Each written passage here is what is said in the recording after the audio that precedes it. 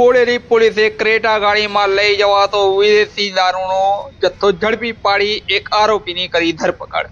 નમસ્કાર, આપ જોઈ રહ્યા છો લોકદર્પણ ન્યૂઝ નેટવર્ક, ગુજરાતનો પોતાનો અવાજ। બોડેલી નર્મદા કેનાલ પાસેથી ક્રેટા ગાડીમાં લઈ જવાતો ₹4 લાખ કરતાનો વધુ વિદેશી દારૂ બોડેલી પોલીસ દ્વારા ઝડપી પાડ્યો છે, સાથે એક આરોપીની પણ ધરપકડ કરી છે। ટોટલ ₹12 લાખ કરતા વધુનો મુદ્દામાલ બોડેલી પોલીસે ઝડપી પાડ્યો છે।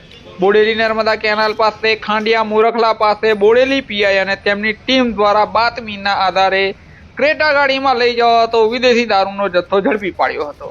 બોડેલી પીઆઈ અને તેમની ટીમ સાથે બોડેલી પોલીસ દ્વારા બોડેલી મુરખલા નર્મદા કેનાલ પાસે હ્યુન્ડાઈ ક્રેટા ગાડીમાં 4 લાખ કરતા વધુ વિદેશી દારૂ ઝડપી પાડ્યો।